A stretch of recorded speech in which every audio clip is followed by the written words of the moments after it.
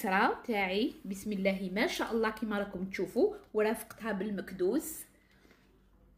الوصفه اللي كنت قدمتها معاكم بسم الله ما شاء الله رائعه. في جفنه حطيت كيلو سميد، هنا عندي نص كاس تاع فارينه، كاسين لا ربع تاع فارينه عفوا، عندي مغرفه تاع الملح ومغرفه تاع الخميره. نخلط كاع النواشف تاوعي هكذا، خلط كامل النواشف كيف. نجيب نص كاس تاع زيت زيتون، لا تحبي ديري زيت عادي، انا فضلت ندير زيت زيتون. ونبسس بهذه الطريقه هكذا، نبسس الكسره تاعي بهذه الطريقه هكذا حتى يدخل معايا كامل مدافي.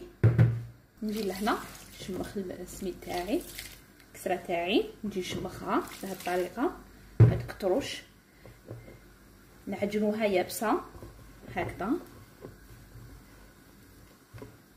نخلطوه غير بالعقل حتى نحسو بلي تشمخت معنا كامل هكذا.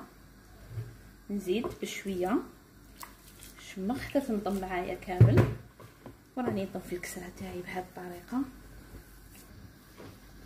هكذا. قطعيها مليح ما بين يدك هكذا، وراكي تعجني فيها بهذه الطريقه هكذا حتى تنضم مليح.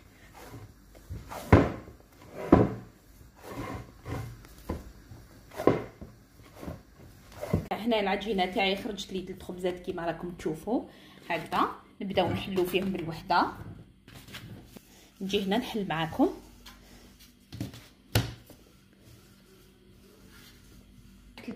فتحت الكسره ديالي هنا مليح. نجي هكذا ندير لها بهذه الطريقه، يعني تخرج لنا ما شاء الله هكذا.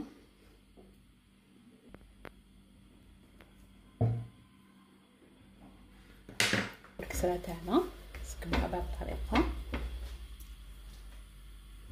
هكذا، تحمريها بهذه الطريقه.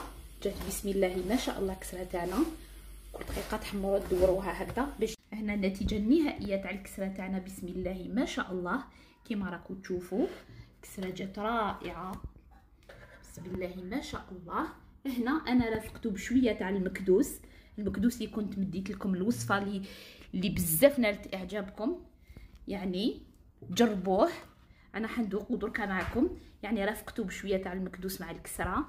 شوفوا واش نقول لكم، وصفه رائعه. تعرفوا صدقوني يعني كي يقعد ما شاء الله